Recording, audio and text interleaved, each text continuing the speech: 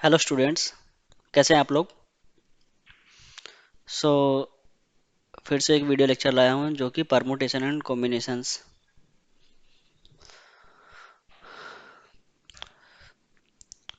कुछ IIT JEE के important questions करेंगे। ओके। सो फर्स्ट क्वेश्चन है, a batsman can score 0 2 3 4 runs for each ball he receives if n is the number of ways scoring a total of 20 runs in 1 over of 6 balls, then n is divisible by।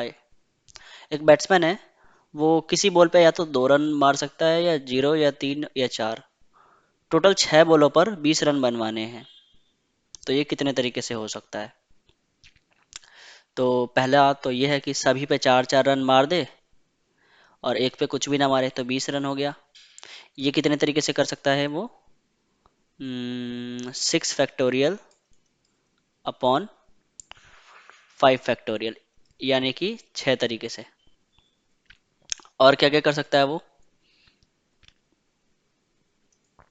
4 4 कितने हो गए, 16। 4 run और बनवाने हैं। अच्छा, अगर 3 बनवाते हैं तो 19 और एक नहीं तो 2 और 2। ये कितने तरीके से कर सकता है वो, 6 factorial upon 4 factorial into 2 factorial. तो कितना हो गया, 6 इंटू 5, ओके, अपॉन 2। 15 तरीके से। और क्या क्या कर सकता है वो, 4 4 4, कितने हो गए, 12। 12 और 3 15, 15 3 18 और 2 20। तो ये कितने तरीके से, 6 factorial upon 3 factorial into 2 factorial. तो कितना आ गया, 6 इंटू 5 इंटू 4 अपॉन 2। ये 60 तरीके से। ओके, और क्या क्या तरीके हो सकते हैं 20 रन बनवाने के। अगर 4 4, बाकी सब पे 3 3 3 3, ये बन सकता है क्या, 12 4 18, सॉरी 12 4 16 4 20, हाँ ये बन सकता है। तो 6 factorial upon 4 factorial into 2 factorial. तो ये भी 15 आ गया। और भी कुछ हो सकता है क्या, जैसे अगर सभी पे 3 3 15 4 19, अब नहीं हो सकता। और घटा दिया जाए तो नहीं हो सकता। तो टोटल कितने तरीके हो जाएंगे, 30 96 तरीके। तो एन हमारा 96 है, तो ये किससे डिविजिबल होगा, 5 से तो होगा नहीं, 84 16 से हो जाएगा। तो आंसर आ जाएगा D. The number of non integral solution of the equation, मतलब x plus y plus z equals to 5 है, तो इसके कितने नॉन इंटीजर सोल्यूशन हो सकते हैं। तो सिंपल है, कोफिशिएंट मेथड से कर सकते हैं। तो जैसे x क्या हो सकता है, जैसे मान लो जैसे ये x है, तो ये x क्या क्या हो सकता है, x⁻0, और ये 1 भी हो सकता है, 2 भी हो सकता है, 5 तक हो सकता है। सिमिलरली y भी 5 तक, z भी 5 तक, तो क्यों ना यहाँ क्यूब कर दूं। तो मेरे को निकालना क्या है, कोफिशिएंट ऑफ x⁻5 इस एक्सपेंशन में से, यानी कि कोफिशिएंट ऑफ x⁻5 इन, इसको जोड़ दिया, ये क्या है, 1 + x + x²। क्योंकि नॉन इंटीजर सोल्यूशन मतलब सोल्यूशन क्या क्या हो सकता है, 0 भी हो सकता है, मतलब x = 0, y = 2 और z = 3, एक तो ये सोल्यूशन हो सकता है। तो ये वही कोफिशिएंट्स निकाल लो, आंसर आ जाएगा। ओके, क्योंकि ये 3 बार लिखा हुआ है ना, तो पहले से अगर 0 कोफिशिएंट मिला, दूसरे से 1 और तीसरे से 4, तो आ जाएगा आंसर। तो हम्म, देखते हैं। तो कोफिशिएंट ऑफ x⁻5 इन, इसमें से कोफिशिएंट निकालो, इसको जोड़ोगे तो कितना आएगा, एक जीपी है 1 + x+, तो कितना आ जाएगा इसका आंसर, 1 माइनस एक्स की टोटल कितने टर्म्स हैं, 6 टर्म्स है ना। तो 1 - x⁻6 अपॉन 1 - x, यानी कि coefficient of x⁻5 in 1 - x⁻6 into 1 - x की पावर -3। अब देखो इसका एक्सपेंशन क्या होगा, 3c 1 - 3c 2 x की पावर 6 की पावर 2। इसमें और आगे जरूरत नहीं है। 1 - इसका जो एक्सपेंशन होता है वो तो इनफाइनाइट होता है। तो यहाँ से आप कांस्टेंट निकालो तो कांस्टेंट कितना आएगा, अच्छा सॉरी 3c 0 3c 1। तो यहाँ से कितना निकला मेरा 1। और यहाँ से मेरे को कोफिशिएंट निकालना है x की पावर 5 का। तो कैसे निकालते हैं, इसमें से एक कम करते हैं, यहाँ 3 है ना, तो यहाँ 2c2 लिखेंगे और 5 का कोफिशिएंट चाहिए तो 5 जोड़ दिया, तो आंसर आ जाएगा 7c2। 7c2 क्या होता है, 7 × 6/2, तो 21 आ गया आंसर। यानी कि 21 सॉल्यूशन हो सकते हैं इसके। ओके, इसका एक और मेथड हो सकता है, जैसे कि x + y + z इसके नॉन कैसे निकालने, नॉन नेगेटिव इंटीग्रल सॉल्यूशन। तो एक तो ये हो सकता है जीरो x 0 हो जाए, और डिक्रीजिंग ऑर्डर में लिखते हैं, 5 बनाना है ना, तो 5 0 0 हो जाए। ये कितने तरीके से हो सकता है, 3 फैक्टोरियल अपॉन 2 फैक्टोरियल, 3 तरीके से। एक कैसे हो सकता है, 4 1 0, तो ये 3 फैक्टोरियल यानी कि 6 तरीके से। दूसरा 3 2 0, ये भी 3 फैक्टोरियल से 6। और क्या हो सकता है, 3 1 1, तो ये 3 फैक्टोरियल अपॉन 2 फैक्टोरियल यानी कि 3 तरीके से। और क्या हो सकता है, 3 1 1 हो गया, फिर 2 2 1, तो ये 3 फैक्टोरियल अपॉन 2 फैक्टोरियल, ये भी 3 तरीके से। और क्या हो सकता है, 2 2 1 हो गया,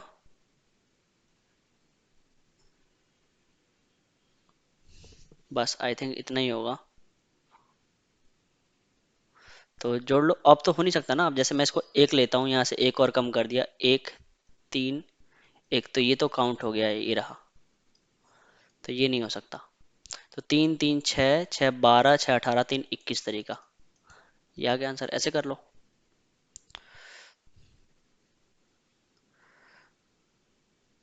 अब देखो ये भी एक क्वेश्चन है, the number of the solution of the equation x1 + x2 + x3 + x4। मतलब हमें नंबर ऑफ सॉल्यूशन बताने हैं, मतलब इसको मैं जोड़ूं तो 101 आना चाहिए, और xi क्या होना चाहिए, ऑड होना चाहिए। xi ऑड होना चाहिए, मतलब x1 ऑड होना चाहिए, x2 ऑड होना चाहिए।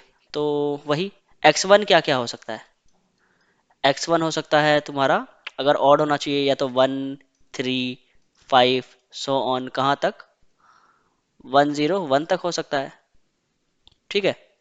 उसी तरह से x2 भी यही यही सब हो सकता है, x3 भी यही सब, x4 भी यही सब, तो इसको भी कोफिशिएंट मेथड से ही करेंगे। तो मेरे को निकालना है कोफिशिएंट ऑफ x की पावर 1 0 1, इन किस में निकालना है, x1 क्या क्या हो सकता है, x की पावर 1 + x की पावर 3 सो ऑन x की पावर 1 0 1 तक, ठीक है। ऐसे ही x2 भी हो सकता है, x3 x4 x5। तो टोटल कितने हैं, 1 2 3 4 5, तो पावर 5 ले लिया। तो यही कोफिशिएंट x की पावर 1 0 1 निकालना है इसमें। अब इसको सॉल्व कर लेते हैं। तो ये एक जीपी है, ओके। अच्छा, इसमें से मैं अगर x कॉमन ले लूं, कोफिशिएंट ऑफ x की पावर 1 0 1, x अगर कॉमन लेता हूं तो x की पावर 5 निकलेगा, ठीक है। और यहाँ कितना बचेगा, 1 प्लस यहाँ से x लिया तो x² प्लस x की पावर 4, क्योंकि 5 में से एक लिया होगा x कहीं से, तो सो ऑन x की पावर 100 x की पावर 5। अब मेरे को निकालना है कोफिशिएंट ऑफ x की पावर, देखो 5 तो ये कोफिशिएंट पहले से ही निकल गया, क्योंकि आप इसमें से कितना कोफिशिएंट निकालोगे कि x की पावर 1 0 1 आ जाए, इसमें से आप निकालोगे 96 का ना, ठीक है, क्योंकि 101 - 5 कितना होता है, 96, ठीक है। तो कोफिशिएंट निकालना है x की पावर 96 इसमें से। अब ये जीपी है, इसको जोड़ दो, इस जीपी का कॉमन रेशियो कितना है, x², तो 1 - x², एस एन का फॉर्म जीपी के सम का फॉर्मूला क्या होता है, ए इंटू आर की पावर एन। तो ये आर है, इसकी पावर एन। टोटल कितने टर्म्स है, तो टोटल टर्म देख सकते हो 50 है, तो इसकी पावर 50 यानी कि 100 हो गया ना, अपॉन 1 - x², और इसकी पावर 5। तो निकालना है कोफिशिएंट ऑफ x की पावर 96 इन 1 - x² इंटू 1 - x², और इसकी पावर कितना, -5, और इसकी पावर 5। तो देखो, इससे मेरे को कोफिशिएंट बस इस कांस्टेंट टर्म की वजह से आ सकता है, ठीक है, क्योंकि इसका एक्सपेंशन करोगे बस इसकी वजह से आ सकता है 1। और इसकी वजह से किसी भी पावर का कोफिशिएंट निकालना हो, मान लो मेरे को कोफिशिएंट निकालना हो x की पावर n का, तो मैं क्या करूंगा, n जोड़ूंगा किसमें, अ, इसमें से एक कम कर दो 4, और c 4, ठीक है, इंटू एक्स की पावर 2n। तो ये आ गया कोफिशिएंट मेरे पास x की पावर n का, ठीक है। अब मेरे को 96 चाहिए ना, x की पावर 96।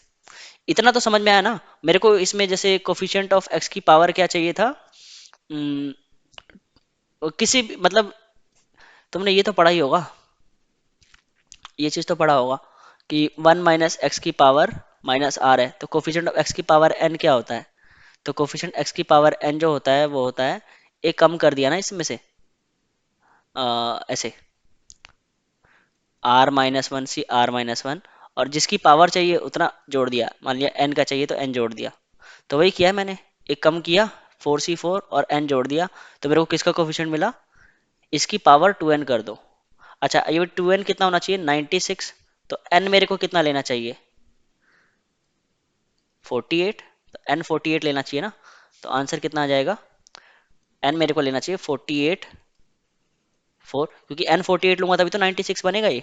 तो 48 4c4, यानी कि आंसर मेरा कितना आ गया, 52c4, यही आंसर है 52c4।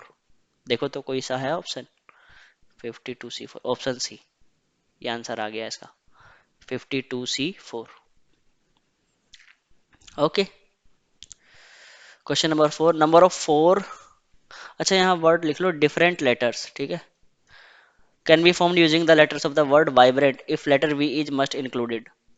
4 लेटर का वर्ड बनाना है और वी होना चाहिए। तो वी होना चाहिए, सवाल उठता है कहाँ होना चाहिए, यहाँ यहाँ यहाँ यहाँ। तो 4c1 से वी को फिक्स कर दो कहीं भी, मान लो यहाँ फिक्स हो गया वी।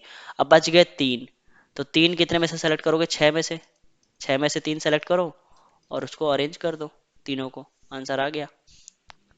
वी तो एक जगह फिक्स हो गया था, तो आंसर कितना आया, 4 × 6 factorial upon 3 factorial into 3 factorial into 3 factorial. तो ये कैंसिल, तो ये हो जाएगा 4 × 6 × 5 × 4, तो 24 × 20, 480, option B. Okay, question number 5, the number of rectangles that can be obtained by joining 4 of the 12 vertices of a 12 sided regular polygon। इसमें पूछा है कितने रेक्टेंगल्स बनेंगे। देखो रेक्टेंगल्स कैसे बनते हैं, डायगनल्स की हेल्प से। अगर 2 डायगनल आपको मिल जाता है ऐसे, तब आप एक रेक्टेंगल बना सकते हो, दोनों इक्वल डायगनल होने चाहिए, ठीक है। अब इस केस में इक्वल डायगनल कैसे बनेगा, जब आप अपोजिट, अप जैसे ये आप देख सकते हो ना 12 साइडेड रेगुलर पॉलीगॉन है, तो जैसे आप अपोजिट साइड को जोड़ते हो, इसका अपोजिट ये फेस है और इसका अपोजिट ये फेस है, मतलब मतलब सेंटर से पास होना चाहिए। रेक्टेंगल तभी बनेगा, मान लीजिए इसका सेंटर है, तो सेंटर से पास होने वाली लाइन, तो वो तो अपोजिट फेसेस ही होंगे ना। ये दोनों को जोड़ा, अब इनसे तुम एक रेक्टेंगल बना सकते हो। देखो बना कि नहीं बना, वो थोड़ा टेढ़ा मेढ़ा हो गया, बट ये एक रेक्टेंगल बनेगा। तो अपो ये जो सेंटर से पास होने वाले जितने भी लाइन होंगे, मतलब 2 डायगोनल आप सेलेक्ट कर लो, उनसे एक रेक्टेंगल बन जाएगा। तो मैं क्या क्या सेलेक्ट कर सकता हूँ, जैसे इसको नाम दे दिया मैंने 1, इसको 2। तो ये 1 वाला 1 से कनेक्ट होगा, ये 2 वाला 2 से कनेक्ट होगा, कनेक्ट करके देख लो एक रेक्टेंगल बन जाएगा। क्योंकि ये जो होंगे ये डायगोनल होंगे, एक तो ये डायगोनल होगा और ये डायगोनल होगा इस रेक्टेंगल का, ठीक है। उसी तरह से इस 3 को इस 3 से कनेक्ट कर देना। 4 का जस्ट अपोजिट फेस 4 है, 5 का अपोजिट फेस ये 5 और 6 का अपोजिट फेस ये 6। तो तुम देखो यहां से 1 से लेकर 6 तक में कोई भी 6 में से कोई भी दो वर्टेक्स सेलेक्ट कर लो, मान लो कोई भी दो सेलेक्ट कर लो, चाहे तो ये दोनों सेलेक्ट कर लो। तो इससे इसको सेलेक्ट करते ही ये वाला 4 और ये वाला 3 अपने आप सेलेक्ट हो गया, इससे एक रेक्टेंगल बन गया। 6 में से कोई भी दो सेलेक्ट कर लो तो बन गया रेक्टेंगल तुम्हारा। तो आंसर कितना आ जाएगा 6c2, यानी कि 6 इंटू 5/2, 15 रेक्टेंगल बनेंगे। ओके, सो यही आंसर है 15D।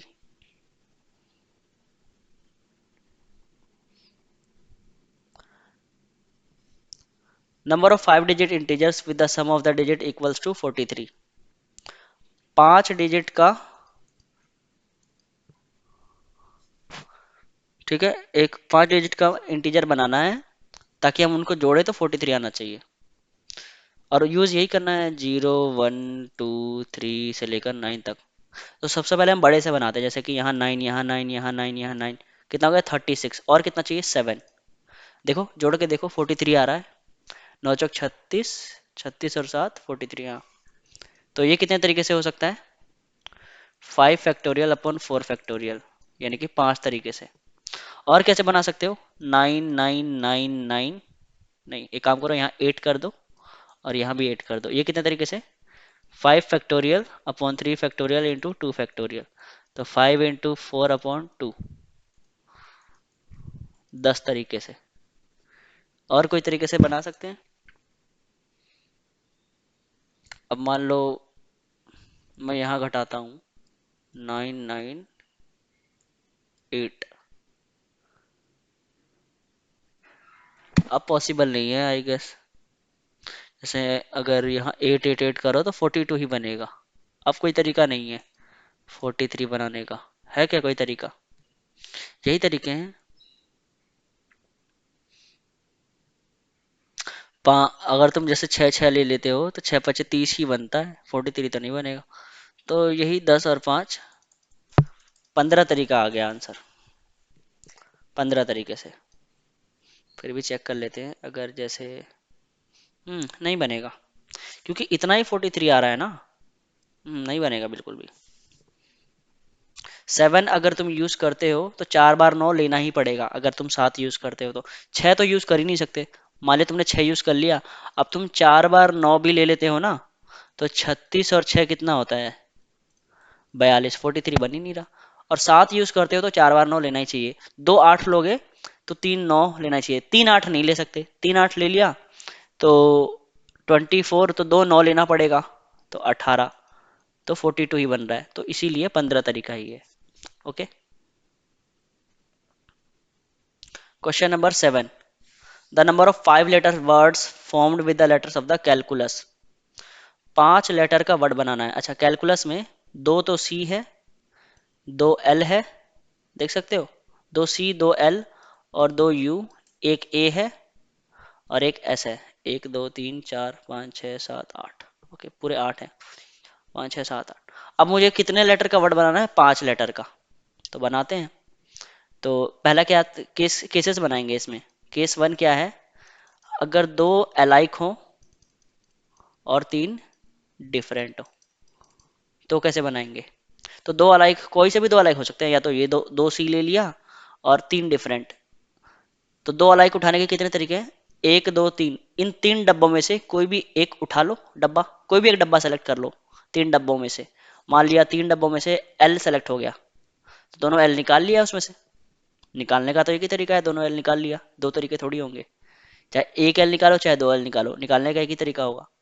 ठीक है, अब मान लो तुमने ये एल निकाल लिया, ठीक है, अब तुम्हें 3 डिफरेंट चाहिए ना, 3 डिफरेंट कितने तरीके से निकाल सकते हो। तो या तो 1 2 3 4, 4 ऑप्शन अवेलेबल है ना, 4 में से 3 डिफरेंट, 3 डब्बे सेलेक्ट कर लो, या तो ये डब्बा सेलेक्ट करो, इनको भी डब्बे में डाल दो चलो। तो 1 2 3 4, 4 में से 3 डब्बे सेलेक्ट कर लो, उसमें से एक एक निकाल लो, एक उसमें से निकाल लिया एक ही तरीका, दूसरा उसमें से निकाला एक ही तरीका। तो 4C3 ऑप्शन अवेलेबल है। अब इन पांचों को अरेंज भी तो कर दो, तो 5 फैक्टोरियल, इसमें दो अलाइक है तो 2 फैक्टोरियल। ठीक है, ये तो केस वन हो गया। केस टू, तीन अलाइक हो ही नहीं सकते। ऐसा हो सकता है कि टू अलाइक एक जैसा, फिर टू अलाइक दूसरे जैसा, और फिर एक डिफरेंट, मतलब इस अलाइक से अलग। ठीक है, तो दो अलाइक, मतलब ये दोनों कैसे निकाल सकते हैं दो अलाइक, तो वही दो दो अलाइक कैसे निकाल सकते हैं। तीन डब्बे है ना, तीन डब्बे में से कोई भी दो डब्बा डब्बा सेलेक्ट कर लो। जैसे मान लो ये दोनों डब्बे सेलेक्ट हो गए, इस बार ये दोनों हो गए, चलो ये दोनों हो गए। अब इसमें से तीन में से कोई भी दो सेलेक्ट हो सकते हैं, तो दोनों एल निकाल लिया, दोनों यू निकाल लिया। ठीक है, अब एक डिफरेंट चाहिए, तो एक डिफरेंट कैसे, एक दो तीन, तीन डब्बे फिर से अवेलेबल है, उसमें से एक निकाल लिया। और टोटल पांच है, तो पांचों का अरेंज कर दिया, 5 फैक्टोरियल। ये दो अलाइक है ना, तो 2 फैक्टोरियल, ये भी दो अलाइक है तो 2 फैक्टोरियल। ये आ गया आंसर। केस थ्री क्या हो सकता है? केस थ्री होगा, टू अलाइक हो गया, थ्री अलाइक तो हो नहीं सकता,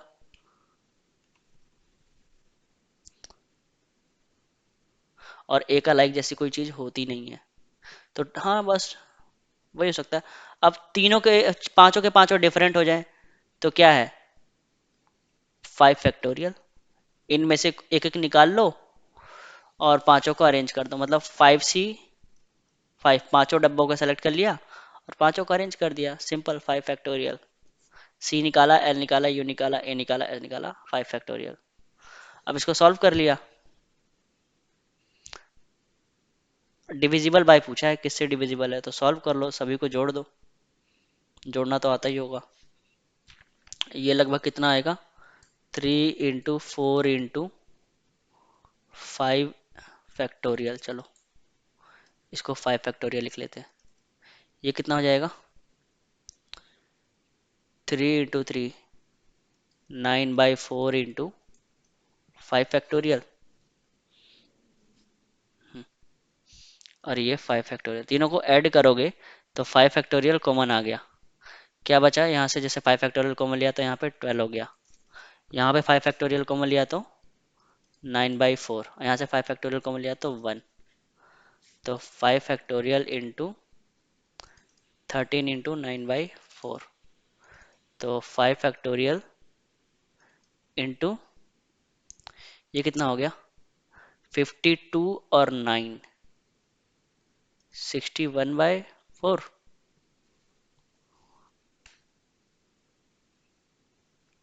अब इसको क्या लिख सकते हो,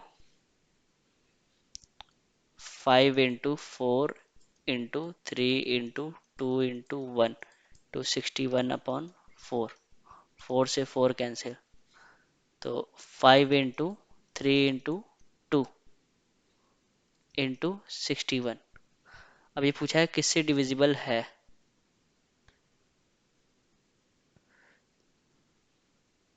तो 2 से तो है ही, 3 से भी है, और 5 से भी है, 7 से नहीं है। ठीक है, तो एक बार फिर से चेक कर लेना ये आंसर, वैसे ये तीनों से डिविजिबल होगा, 7 से नहीं होगा। अच्छा, इस क्वेश्चन में यहाँ अगर ये होता इज नॉट डिविजिबल बाय, तो तब आंसर 7 आ जाता। ठीक है, एक बार फिर से भी चेक कर लेना। 4 × 3 ये कितना होता है, 12 × 5 फैक्टोरियल कितना होता है, 120। तो कितना आ गया ये,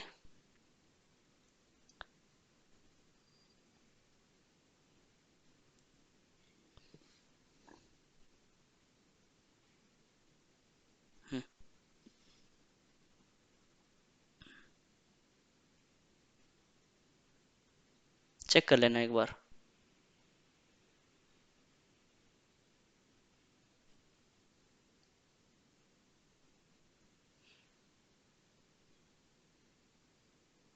अच्छा, अपॉन में 2 फैक्टोरियल भी तो है,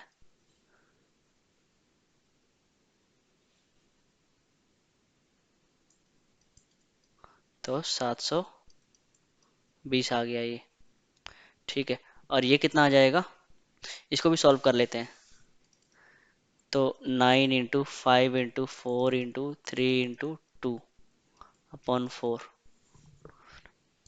30 × 9, 9 × 3 = 27, 270 तरीका। ठीक है, और ये तो 120 होता ही है ये। तो एक बार जोड़ लेते हैं, 720 प्लस 270 प्लस 120, तो 0, 7 2 9 2 11, 7, इतना आंसर आ जाएगा वैसे अगर देखा जाए तो 1110। ठीक है, ये कैलकुलेशन मिटा देना, क्या पता गड़बड़ हो इसमें। ये भी कितना आ रहा है वैसे देखें तो, कहीं मुझे लगता है इसमें मिस्टेक है। 3 दूनी 6 पंजे 30 इंटू 61, 3 3 6, इसमें ये गड़बड़ आ रहा है। ठीक है, उसे ही कैलकुलेट कर लेना, मैंने कहीं मिस्टेक किया होगा, देखना जरा, कमेंट करना कहाँ मिस्टेक किया। ठीक है, 1110 आ जाएगा।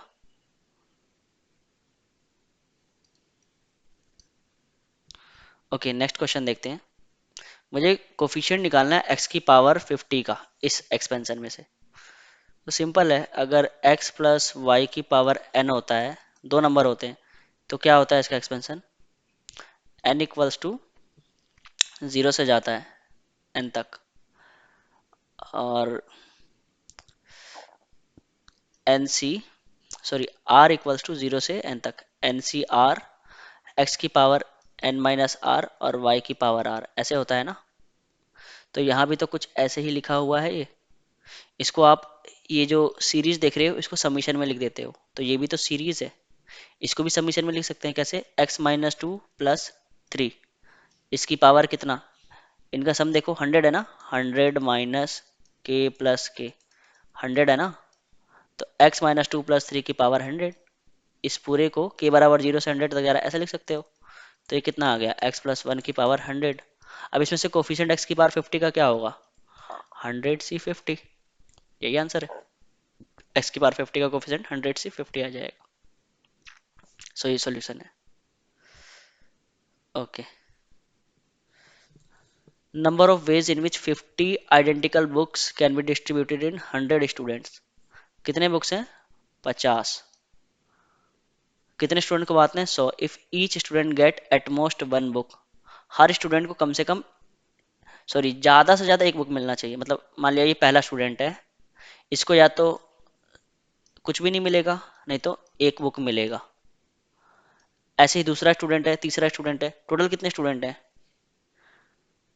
तो टोटल स्टूडेंट्स हैं 100, तो इसकी पावर 100। ठीक है, मतलब कि हमें कितने बुक्स बांट, number of ways in which 50 identical books बांटने हैं ना, can be distributed among in 100 students if each student get at most one book. हर स्टूडेंट्स कम से कम, मतलब ज्यादा से ज्यादा एक बुक ही ले सकता है। तो वही 50 आइडेंटिकल बुक्स, 50 बुक्स आइडेंटिकल हैं, तो मेरे को निकालना है इसमें से कोफिशिएंट ऑफ x की पावर 50 इन दिस, यानी कि कोफिशिएंट ऑफ, क्योंकि मान लो पहला स्टूडेंट ने को x1 बुक मिला, दूसरे को x2, सारे x3, सो ऑन। मान लिया 100वां स्टूडेंट है, उसको भी कुछ x100 बुक मिला, टोटल 50 बुक्स बांटने, इन सभी को जोड़ें तो 50 होना चाहिए। अब x1 ये कितना हो सकता है, या तो 0 नहीं तो 1, ये भी 0 नहीं तो 1, तो वही 0 नहीं तो 1, तो ये क्या निकाल रहे हैं हम, कोफिशिएंट ऑफ x की पावर 50 इन किसमें, 1 प्लस x की पावर 100 में से, तो इसका भी आंसर 100c50 आ जाएगा। ओके, सो इस वीडियो में इतना ही, हमने 9 क्वेश्चंस किए। मिलते हैं नेक्स्ट वीडियो में, thank you. Please like share and subscribe my channel.